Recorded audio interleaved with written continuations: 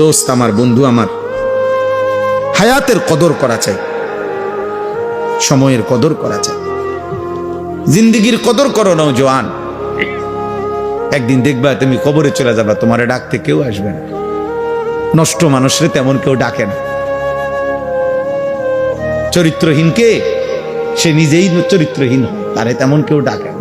চরিত্রহীন লম্পটকে নিয়ে কেউ ভাবে না।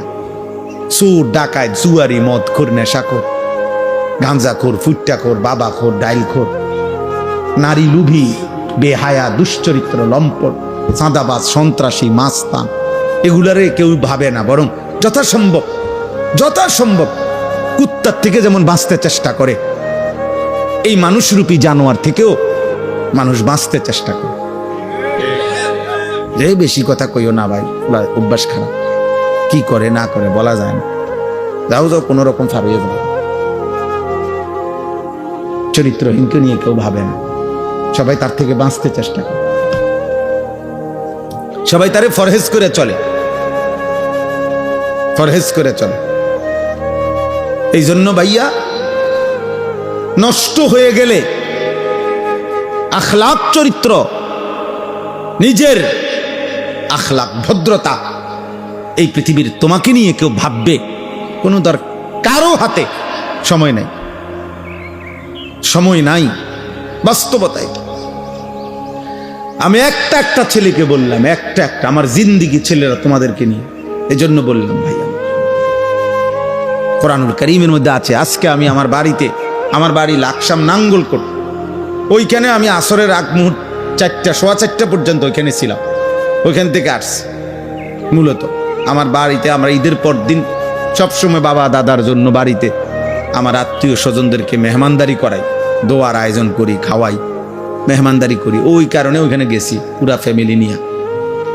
সময়ের অভাবে আমার দুই ছেলের বাসায় নামাই দিয়ে আসবো, এই সময় ছিল না। ওরা আমার সাথে নিয়ে আসছি গাড়িতে করে। একজন ঘুমাইতে এই পর্যন্ত আইছে, মাগরিবের আগ পর্যন্ত ওরা আছে, এখানে আছে। তো বলতেছিলাম, ওইখানেও আমি বলছি, কোরআনুল কারীমের মধ্যে আছে হযরত মুসা আলাইহিস সালাম এবং হযরত খাজির, মানে যারা আমরা খিজির আলাইহিস সালাম কই, মূলত শব্দটা হলো খাদির। তো খাজির আলাইহিস সালাম আরই মূলত নাম। যাই হোক, তো উনি চলার পথে একটি এলাকায় একটা ভেঙে পড়তেছে দেওয়াল, সোজা করে দিছে। সংক্ষেপে বলতেছে আর কি, মানে ওখানে আছে খাজির আলাইহিস সালামকে মুসা নবী জিজ্ঞেস করছে, এই মহল্লাবাসী আমরা একটু খাবার চাইলাম, আমগরে দিল না, মেহমানদারি করলো না, এক গ্লাস পানিও দিল না আমগরে। আমনে আরো তাগো ভাঙা দেওয়াল, মানে পড়ে যাইতেছে কাঠ হওয়া দেওয়াল, আমনে আরো তাগো সোজা করে দিলেন, তাদের উপকার করলেন। তখন তিনি বলছিলেন মুসা নবীকে, শোনো, এই কাঠ হইয়া যাওয়া দেওয়ালটার নিচে একজন ইমানদার নেককার বাবা মা তাদের এতিম সন্তানের জন্য, 2টা এতিম বাচ্চার জন্য তারা এখানে মাটির নিচে সম্পদ, স্বর্ণ রৌপ্য পুঁথা রাখছে। এটা যদি এখন পড়ে যায় আর এর উপরে যদি মাটি পড়ে যায়, তাহলে হয়তো একটা সময় ওরা, এই বাচ্চাগুলো সাবালক হইয়া ওইটা খুঁজে পাবে না। এই জন্য আমি ওয়াল সোজা করে দিছি। কেন? তাদের বাবা মা ছিল নেককার। এই জন্য বাবা মার নেককার হওয়ার বরকতে, সালেহাইন এর বরকতে পরবর্তী প্রজন্ম তারা পর্যন্ত উপকৃত হয়েছে। আমাদের দেশে মুরব্বীরা এটা বোঝে। আগের দিনে কইতো, কেউ ফিসলা খাইতে গিয়া পড়ে নাই, মারাত্মক ব্যথা পায় নাই, কিন্তু ফিসলা খাইছে ধরেন। তো মানুষে বলতো, আমগো গ্রাম অঞ্চলেও দেখতাম, তার উপরে কোনো তার মুরব্বীর দোয়া ছিল, আল্লাহ নাইতে এত বড় বিপদের থেকে কি করছে, বাঁচাইছে। তাহলে পূর্বপুরুষের দোয়ায় পিছনের পরবর্তী জেনারেশন ভালো থাকছে। অতএব তোমরা এটা মনে রাখো, তোমরা যারা নারী, ছবি, মোবাইল, অশ্লীলতার, নামাজ নাই, সেজদা নাই, আল্লাহ নাই, রাসূল নাই, এইভাবে তোমরা যারা জীবন শেষ করবা, তো তোমাদের পরবর্তী প্রজন্ম এর কি পরিণতি ভোগ করবে তুমি ভাই। তুমি ভাইবো তুমি আমি এতক্ষণ যে ভালো আছি, হতে পারে আমাদের পূর্বপুরুষের দোয়ার বরকতে আমরা এখন ভালো আছি, কিন্তু আমাদের বদ আমল, আমাদের এই নাফরমানি জিন্দেগি আমাদের আগামী জেনারেশনকে বিপদগ্রস্ত করবে। তিনের ছোট্ট বাচ্চার কি অপরাধ, হাজার ছোট্ট বাচ্চার কি অপরাধ, এমন বিপদ যদি আমাদের উপরে আসে, এমন বিপদ যদি আমাদের উপরে আসে, আমরা কত আইটেমের খাবার, কত পোশাক পরেছি, ওই বাচ্চারা তো এক লোকমা খাবারও পায় না। মুসলমান হয়ে একবারও কি মনে পড়েছিল কারো কথা যে এই পৃথিবীতে মজলুম, অসহায়, বঞ্চিত, শরণার্থী তাঁবুতে পড়ে আছে, অভুক্ত, অনাদরে, অবহেলায়, অসুস্থ, এরকম কত লক্ষ কোটি সারা পৃথিবীতে মুসলমান ছোট্ট মাসুম বাচ্চা পড়ে আছে, যাদের মাথার উপরে কোনো ছায়া নাই, যাদের বাবার আশ্রয় নাই, যাদের মায়ের আদর নাই, যাদের একবেলা খাবার নাই।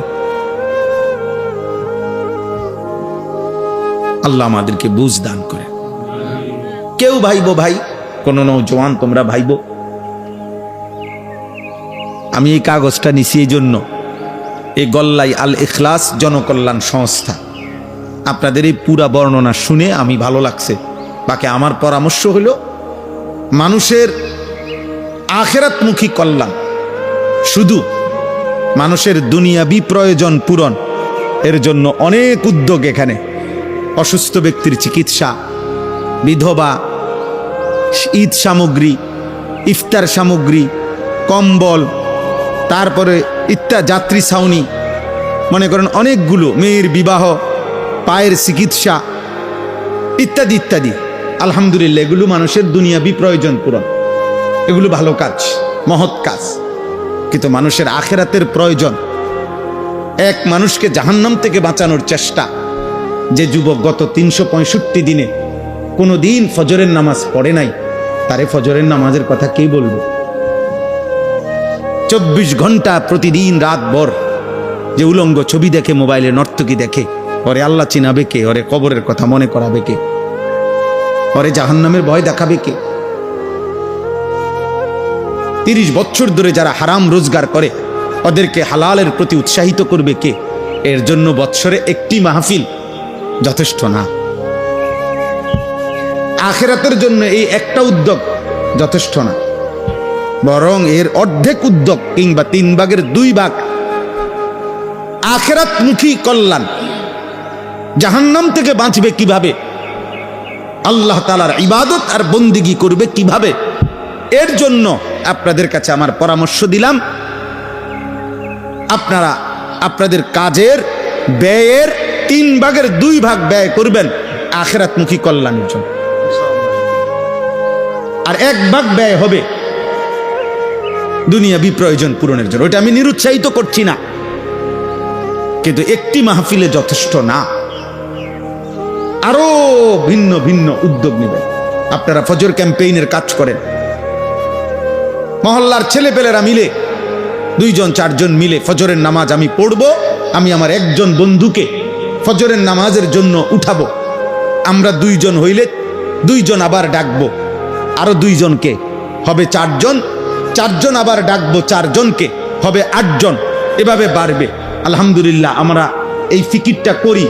আমি ব্যক্তিগতভাবে ফজর ক্যাম্পেইনের কাজ করি সারা বাংলাদেশে। এখন আমাদের হাজার হাজার ছেলে, কিশোর, যুবক যারা ফজরের নামাজের এই ক্যাম্পেইন মানে প্রচারণা, ফজরের মুসল্লি বৃদ্ধির চেষ্টার এই কাজটা করে। আলহামদুলিল্লাহ, এর উদ্যোগ নিতে হবে। ত্রৈমাসিক 3 মাস অন্তর ঘুরে ঘুরে মহল্লার ভিন্ন ভিন্ন মসজিদে একটা ইসলাহি মজলিস করেন। 3টা মজলিস হবে, একটা বার্ষিক মাহফিল হবে। 3 4 12, মানে হয় 4 মাসে নয় 3 মাসে, 4টা হইলে 3টা ইসলাহি মজলিস, একটা বার্ষিক মাহফিল।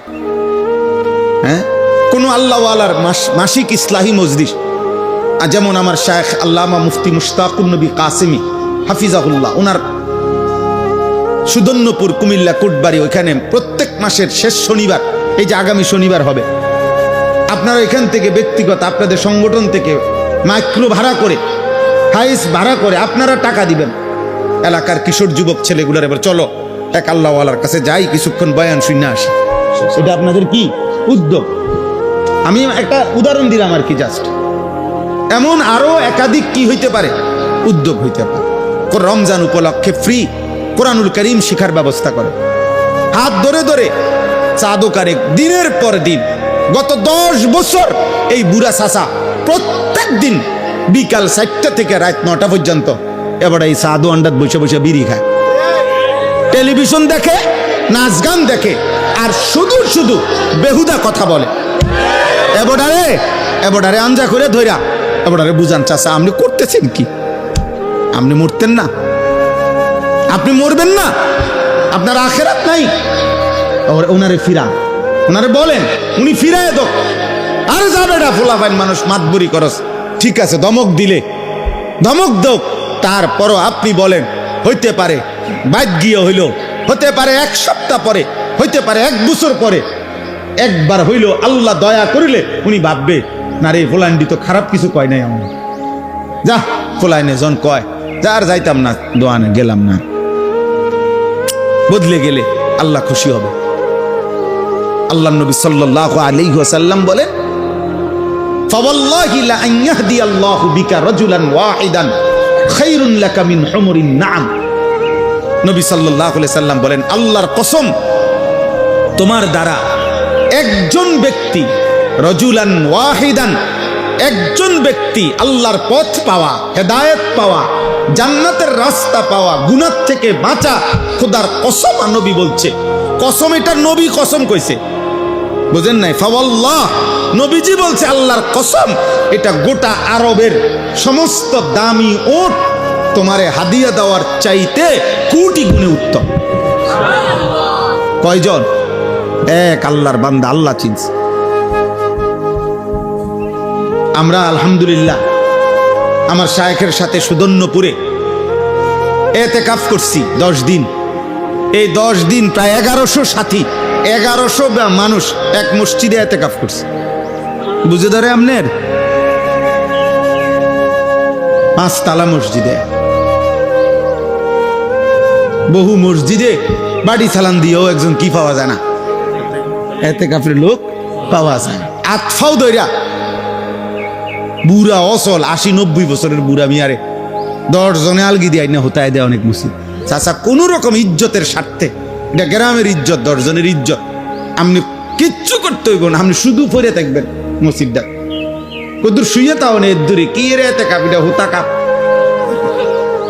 বুঝেন নাই কথা? আপনারা দিছে হোতাই আনে যাইবার সময় যে যা পারছে, অথবা মসজিদ কমিটি টাকা 5000 দিছে, কিছু খাইয়েন বাইর দিয়ে, এতে কাপ, এটা এতে কাপ হইল কিছু। আল্লাহ আমাদেরকে বুঝ দান করে।